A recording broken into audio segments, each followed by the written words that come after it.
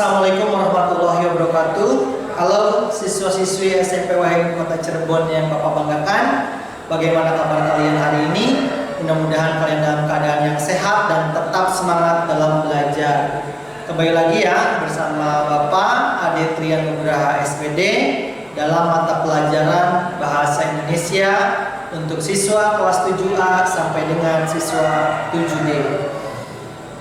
Baik anak-anak, sebelum belajar alangkah baiknya apabila kita berdoa terlebih dahulu. Berdoa dipersilakan. Doa sebelum belajar. Bismillahirrahmanirrahim. Raditu billahi rabba wa bil islami dina wa bi muhammadin nabiyya wa rasula. Rabbi zidni ilman warzuqni fahman. Artinya, kami ridho Allah sebagai Tuhanku, Islam sebagai agamaku, dan Nabi Muhammad sebagai Nabi dan Rasul. Ya Allah, tambahkanlah kepadaku ilmu dan berikanlah aku pengertian yang baik. Ya, berdoa dapat diakhiri. Sebelumnya Bapak ingatkan kembali ya untuk mematuhi protokol kesehatan ya, seperti memakai masker, mencuci tangan dengan sabun dan menjaga jarak. Baik, pada pertemuan sebelumnya kita membahas tentang teks deskripsi ya. Nah, hari ini materi berikutnya adalah teks cerita narasi fantasi. Ada yang pernah mendengar teks cerita narasi fantasi? Kalau belum pernah, nanti akan Bapak jelaskan ya. Oke, tujuan pembelajaran hari ini yang pertama adalah memahami pengertian teks cerita narasi fantasi. Yang kedua, memahami ciri-ciri teks cerita fantasi, dan yang ketiga mengidentifikasi unsur pembangun teks cerita narasi fantasi. Kita langsung ke pengertian ya. Pengertian teks cerita narasi fantasi adalah karangan yang memiliki alur normal tetapi bersifat hayalan yang berisi imajinasi seorang penulis dalam mengembangkan sebuah cerita. Jadi teks cerita fantasi ini ya berisi hayalan atau imajinasi ya dari seorang penulis ya untuk membuat sebuah cerita. Ya, itu pengertiannya. Selanjutnya, contoh cerita narasi fantasi. Nah, ada Harry Potter. Tahu ya kalian ya Harry Potter ya. Anak yang mempunyai kelebihan ilmu sihir ya. Selanjutnya ada Avenger ya. Bapak yakin kalian tahu ya siapa tokoh-tokoh Avenger ya. Ada Hulk ya, ada siapa lagi? Iron Man ya, ada Thor ya, dan Spider-Man dan sebagainya ya. Itu di Eropa. Di Indonesia ternyata ada ya cerita narasi fantasi dari Indonesia.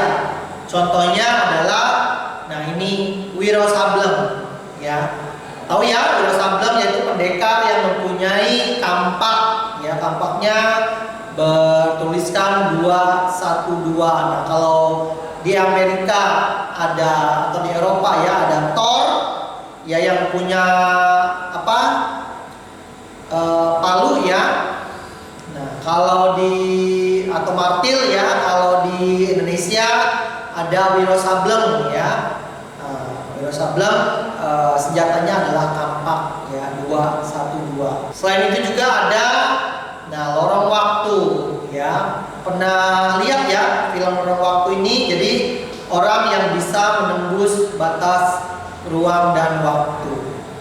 Itu contoh-contoh cerita narasi fantasi. Ya, sudah ada gambaran ya di sini bagaimana cerita narasi fantasi itu ya. Selanjutnya kita ke ciri-ciri teks cerita narasi fantasi.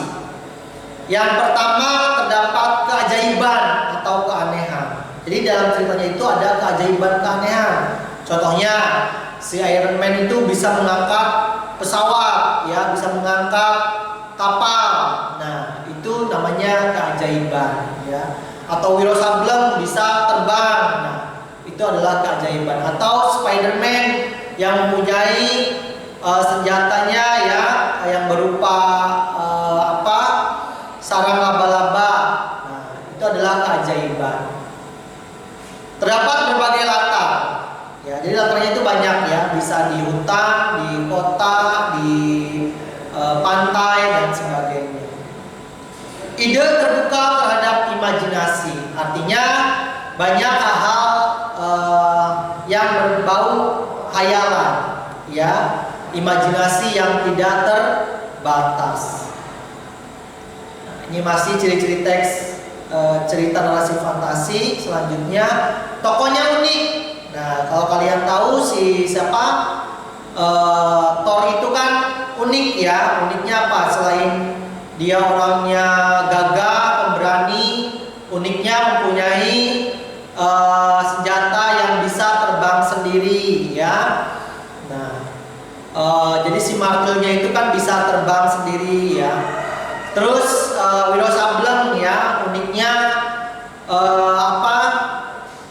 dia mempunyai senjatanya tampak ya yang bisa terbang juga. Selain itu tokohnya itu lucu ya. Kalau kalian perhatikan tokohnya itu adalah lucu ya, sering melawak ya. Nah, selanjutnya bersifat fiksi ya, bersifat hayalan. Ceritanya itu semuanya hayalan. Ya, tidak ada dalam dunia nyata. Terus bahasanya bervariasi ya. Itu ciri-ciri teks cerita narasi fantasi. Kita ke sekarang ya, unsur pembangun teks cerita narasi fantasi. Ada apa saja? Yang pertama, adanya tema. Ya, apa itu tema? Awas, tema itu bukan judul ya. Tema itu bukan judul. Apa itu tema? Tema itu adalah ide yang paling mendasar yang menjadi acuan untuk mengembangkan suatu cerita. Jadi tema itu adalah ide ya yang paling mendasar atau inti dari cerita ya. Contohnya seperti ini. Anika menemukan 3 kotak berwarna ungu, biru, dan kuning di kamar ibunya. Kata ibunya, jika ada 3 sahabat yang menyukai warna seperti pada kotak itu, akan mendapatkan petualangan indah dan sekaligus mendapatkan berlian itu. Namun waktu yang diberikan untuk berpetualang hanya 1 jam. Sudah jelas ya? Temanya tentang ya, betul, petualangan ya. Nah, petualangan apa? Petualangan tadi yang ibunya berikan ya untuk mendapatkan berlian ya, dan berlomba untuk mendapatkan berlian dan tadi ya kotak-kotak yang berwarna ungu, biru, dan kuning. Tuh ya. Itu adalah tema. Ya, temanya berarti petualangan. Terus yang kedua, unsur pembangun teks cerita fantasi itu adanya alur. Ya, apa itu alur? Alur adalah jalan cerita ya, yang berupa peristiwa yang tersusun dan saling berkaitan satu sama lain. Jadi alur itu adalah jalannya cerita ya. Alur ya dibagi menjadi 3. Ya, yang pertama alur maju, yang kedua alur mundur, dan yang ketiga adalah alur campuran. Ya. Tuh, sekarang contohnya. Ini contoh dari alur apa coba ya? Marsha yang tinggal dengan ibunya ingin pergi ke hutan untuk mencari jamur. Marsha mulai masuk ke dalam hutan. Tak lama kemudian Marsha tersesat dan menemukan sebuah rumah kecil, yakni rumah seekor beruang. Marsha dilarang pulang oleh si beruang. Marsha pun memikirkan cara untuk pulang. Dia berpura-pura meminta bantuan beruang untuk mengirimkan kacang polong ke desa, dan dia diam-diam masuk ke dalam keranjang. Akhirnya Marsha dapat bertemu ibunya kembali. Nah, ada yang tahu tidak ini alur apa? Ya, benar sekali. Ini menggunakan alur maju. Ya, apa itu alur maju? Alur yang menceritakan peristiwa awal sampai akhir. Kalau alur mundur apa? Kebalikannya. Peristiwanya dari akhir kemudian kembali ke awal. Nah, ini alur maju ya. Kenapa alur maju? Nah, ini menceritakan tentang si Marsha yang diawali dengan ia pergi ke dalam hutan, ya, kemudian dia tersesat hingga kembali lagi kepada ibunya. Itu merupakan alur maju, ya. Oke, selanjutnya unsur pembangun teks cerita yang berikutnya adalah latar. Ya, Bapak yakin kalian tahu ya apa itu latar? Latar adalah tempat, waktu, dan suasana yang menjadi latar belakang suatu cerita. Ya, jadi latar itu adalah menyatakan tempat, waktu, dan suasana. Ya, contoh. Tepat saat petang datang, pertarungan antara Kapten Cirebon dan monster laut berlangsung sengit. Nah, coba ada latar apa saja di sini? Ya, ada yang tahu? Nah, latar waktunya itu adalah petang. Ada ya di kalimat pertama. Tepat saat petang datang. Nah, latar waktunya berarti petang. Petang itu berarti sore hari. Latar suasananya bagaimana? Menegangkan. Ya. Nah, itu yang menyatakan tentang latar. Ya, contoh dari latar. Unsur pembangun berikutnya yang keempat adalah tokoh dan penokohan. Apa itu tokoh dan penokohan? Tokoh adalah karakter dari pemeran atau pelaku dalam cerita. Nah, kalau penokohan adalah cara pengarang menampilkan tokoh dalam cerita. Ya. Nah, gampangnya tokoh itu adalah pemeran dalam cerita. Kalau penokohan adalah watak, ya, atau sifat dari tokoh tersebut. Contohnya seperti ini ya. Kapten Cirebon adalah sosok pahlawan yang super baik hati dan suka menolong siapapun yang sedang dalam keadaan sulit atau bahaya. Jadi si Kapten Cirebon ini adalah sosok pahlawan super yang baik hati dan suka menolong siapapun yang sedang dalam keadaan sulit atau bahaya. Jadi Kapten Cirebon ini mempunyai penokohan yang seperti apa? Ya, jadi tokohnya siapa?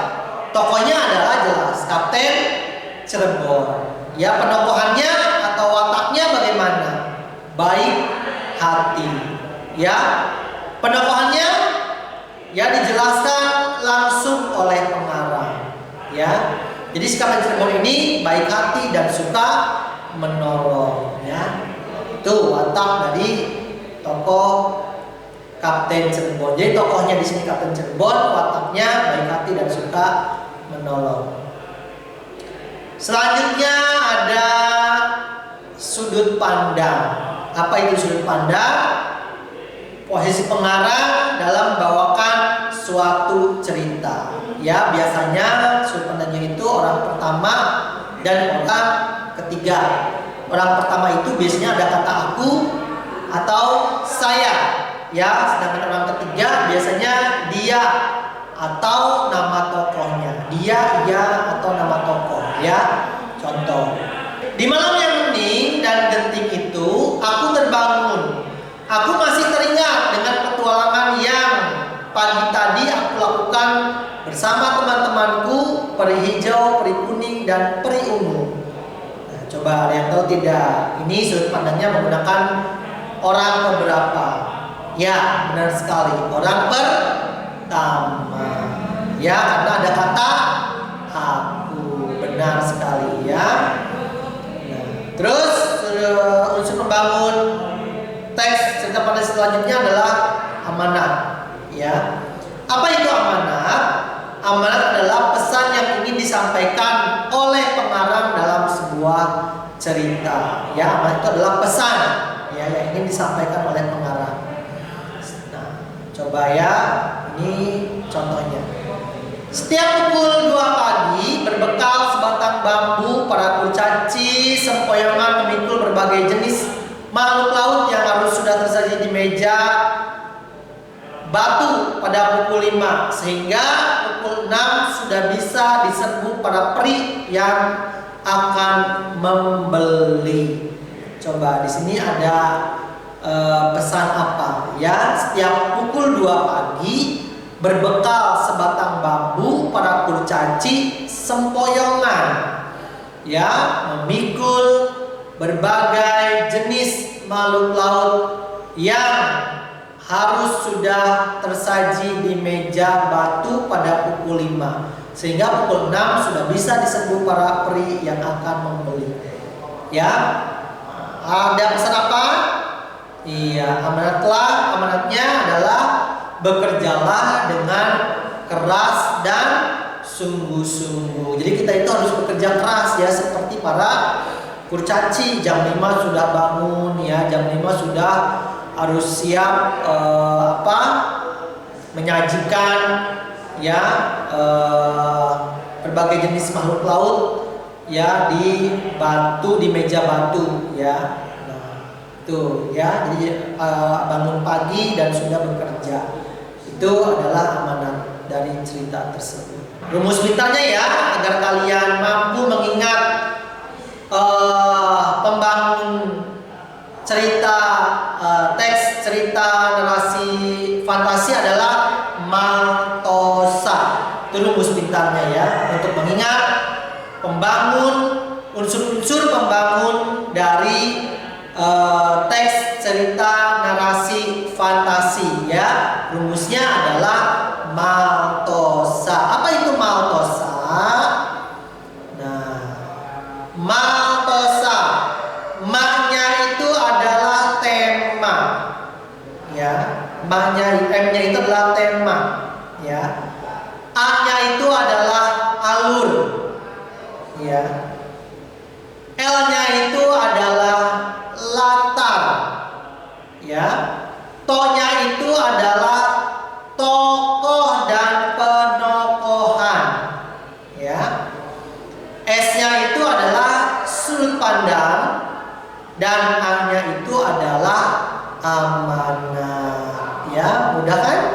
Ya, bayangin kalau misalnya disingkat seperti ini, kalian akan lebih gampang, ya, untuk mengingatkannya. Apa pembangun unsur-unsur apa, unsur pembangun apa saja yang ada dalam teks narasi fantasi? Nah, ingat saja maltosa, ya. M-nya itu tema, A-nya itu alur, L-nya itu latar, To-nya itu tokoh dan penokohan, S-nya itu sudut pandang, A-nya itu adalah amanah. Oke, nanti kalian silakan dapat mengisi latihannya, ya, dalam e-learning, ya, setelah materi ini. Anak-anak yang ada di rumah, demikianlah materi yang dapat Bapak sampaikan hari ini, ya. Mudah-mudahan dapat dimengerti oleh kalian. sekalian, mohon maaf jika ada kesalahan atau kekurangan. Untuk materi selanjutnya masih tentang teks narasi fantasi ya. Sampai di sini dulu. Sampaikan salam Bapak untuk keluarga kalian di rumah. Ya, wassalamualaikum warahmatullahi wabarakatuh.